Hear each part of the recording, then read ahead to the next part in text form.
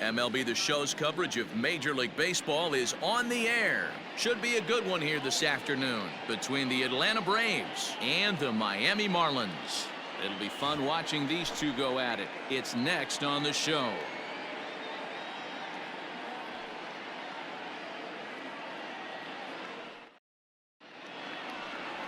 Sandy Alcantara is ready to go as he'll be on the mound for the Marlins. What do we need to know here, Danny? Hey, you can't always judge a pitcher by the numbers. I know the ERA is into the 4s coming into this start, but he's actually a pretty solid pitcher. And every once in a while, he can throw some decent games in there. It's not easy having an ERA under 4 in baseball. He's slightly over that, but this guy's a better pitcher than that ERA indicates. Nick Markakis digging in now. One of the better hitters in the game this year, currently 7th in the National League batting race. This season really shouldn't come as a surprise to many. We all know what kind of skill this guy produces when he has a bat in his hands. These Marlins, as they take the field this afternoon, they come in playing well. 6-3 over the last 9 ball games, including a victory last time out. Hey, thanks, Matty. Hey, you know what, D-Roll? Try to get on a kind of a little mini winning streak here. Losing the first game of this series, winning game 2, and hopefully winning this series by pulling one out here today. Yeah, Dan, they were able to shower that first loss off in the first game of this series and had a nice bounce-back game yesterday. Let's see if they can steal a series right here. Dansby Swanson lining up to hit. And as you check out his righty-lefty splits, no surprise that he hits better against southpaws than he does against right-handers.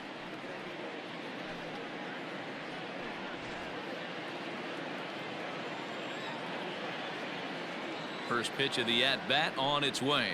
Whoa, that's down. Clear skies this afternoon. 84 degrees is our first pitch temperature.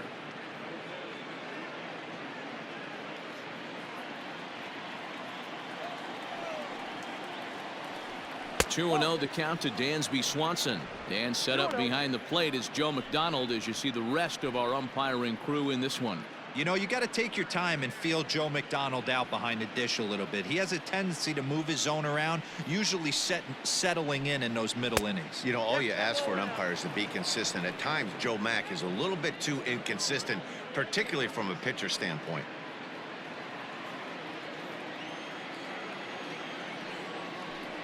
Three balls and a strike to the Atlanta shortstop. Lifetime against this particular arm. He's 1 for 3.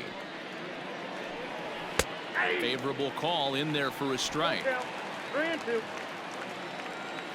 Now the 3-2 pitch. Hit hard on the ground is short.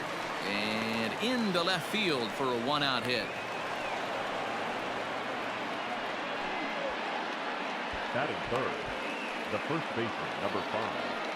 So next up will be Freddie Freeman. First at bat for him as he enters play number 3 in the National League batting race. What a season this guy's having. He's right up there among the RBI leaders, and he's awfully dangerous with runners on base.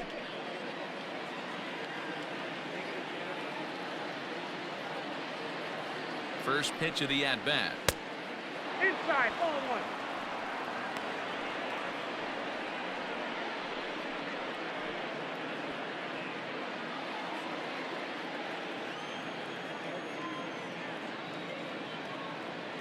The 1-0 misses for the second ball. That's a great call right there. Fastball away with a guy who's got some jets on first base, almost like a hybrid pitch out. Great for a catcher if that guy's running. Easy transfer throw to second base. And there he goes towards second. Pitch inside. The throw is there, and he's out trying to take second. Well, so much for that first hit of the game. Tried to press their luck and move him up to second with the steal, but it didn't work out.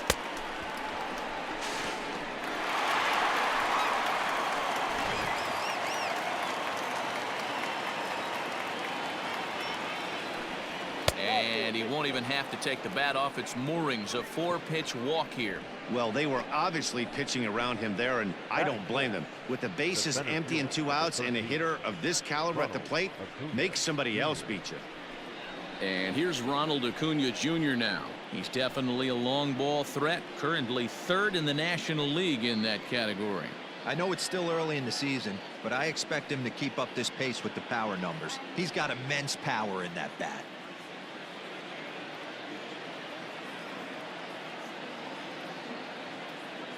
Ready to deliver. Here's the first pitch. Fastball taken, but that gets the zone for a strike.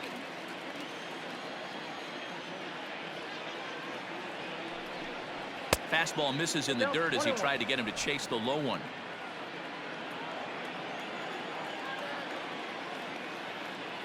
Now the 1-1 pitch. Misses, ball 2.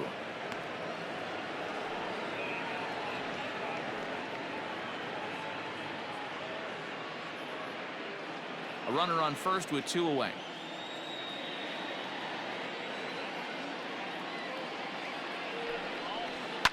Unable to get the bat around in time, and the count evens at 2-2.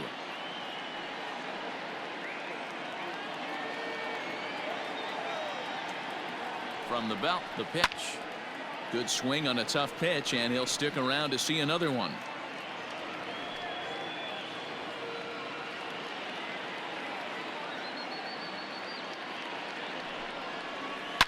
Oh, this is hit high and deep out to left. And that one is gone on a 2-strike count with 2 away in the inning. It's a 2-run shot to straightaway left. 24 home runs for him on the season, and it's given Atlanta a 2-0 lead. Love the homer in the top of the first inning. Give your pitcher a chance to kind of regroup and gather himself with an early lead. And that'll bring in Marcell Ozuna. And as you take a look at the splits here, he's actually better against right-handed pitching this season.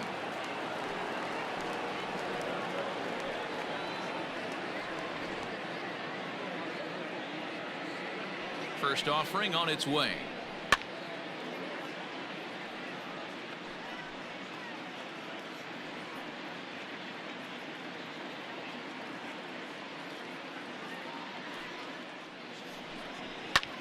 Lifted in the air out towards left center. Joyce will get there, and he puts it away to retire the side.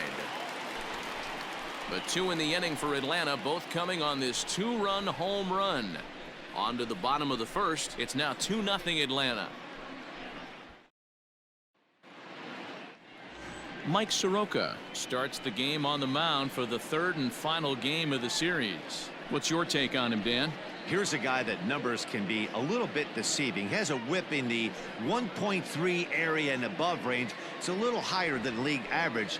He's been a little bit inconsistent. 1 good game, 1 bad game, but don't let that whip fool you. This guy's a much better pitcher than that. And if he brings his A game, he could be awfully tough in this one. Coming to the plate now, Jonathan Villar. He'll lead things off here in the bottom half of the first. Pulls this one into the air out into right field. Drifting under it now is Markakis, and he's got it for the first out. Batting second, the shortstop, Miguel Rojas.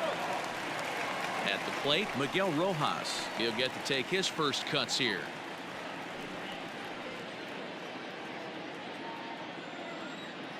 Now here's the pitch.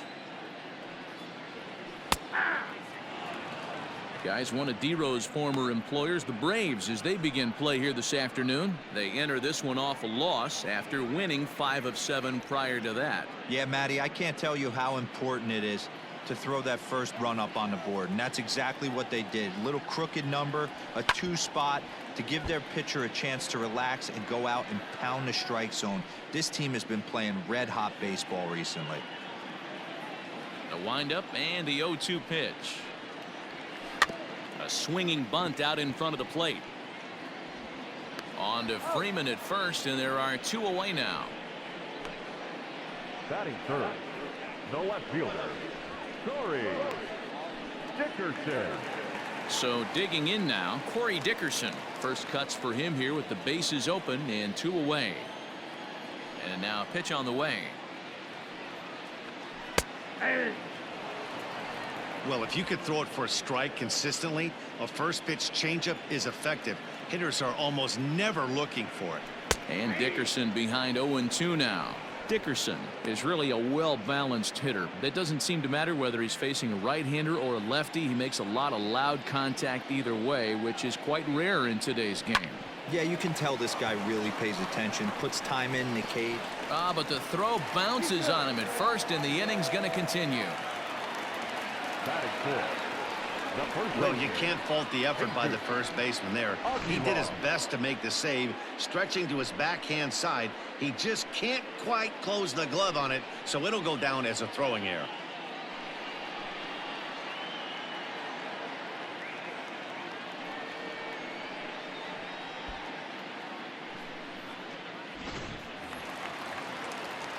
Up next from Miami, Jesus Aguilar. It's been a rough go for him at the plate as he enters this one with a season average in the 230s.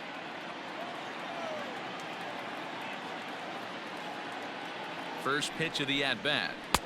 Oh, and he just blows the fastball by him for strike one. Great job by the pitcher right there, changing eye levels. We all know he's a sinker ball pitcher, but if he could throw some four-seamers up in the zone like that, it could work for him.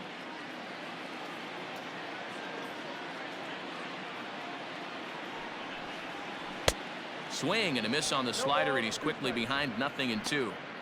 One of the keys to good pitching is attacking early in the count. That's 2 pitches, 2 swings, and an 0-2 count. Let's see if he goes right after him and tries to bury him here on the third pitch. And a sinker dips too low there. Into the dirt, in fact. Dickerson leads off first with a pair of outs in the inning. Hit hard on the ground to second. Oh, and he can't come up with it. Throw on to first, and that error won't come back to haunt him after all as the inning is over. 1 left for Miami. They're down 2-0.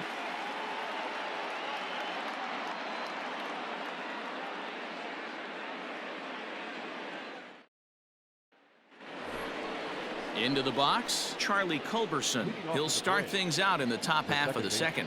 One of the keys to securing a win, they want to keep the pressure on and try to build that lead as much as they can moving into the later innings.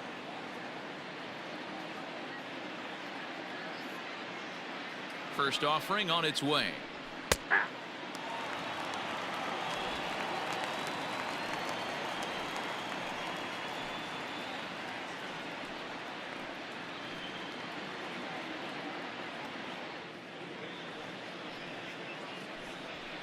Nope.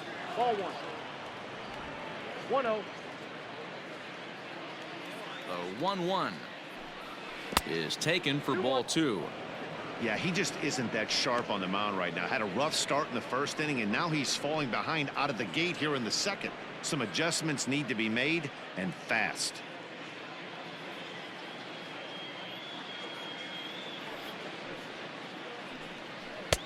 Strike 2 swinging just out in front of the slider.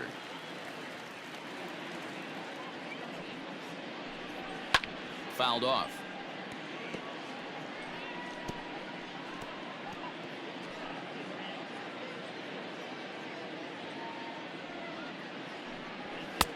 Fastball didn't miss by much, and it's a full count now, 3-2. He walked a guy back in the first, and now he's looking like he might hand out another free pass to the leadoff guy here. You can't be walking a guy an inning and think you're going to have any success. And that misses for ball 4, so it's a leadoff walk here to start the second. We knew coming into this game that this guy has a tendency to give up a lot of free passes, and history repeats itself as he's already given up 2 walks here. I'll tell you, effectively wild is a pretty tough thing.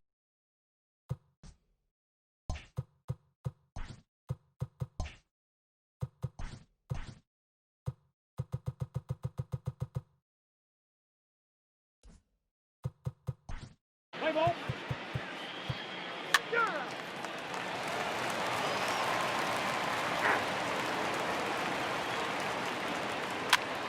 He's out. 3-3. A 1-run finish today, 5-4 the final score. The Fish used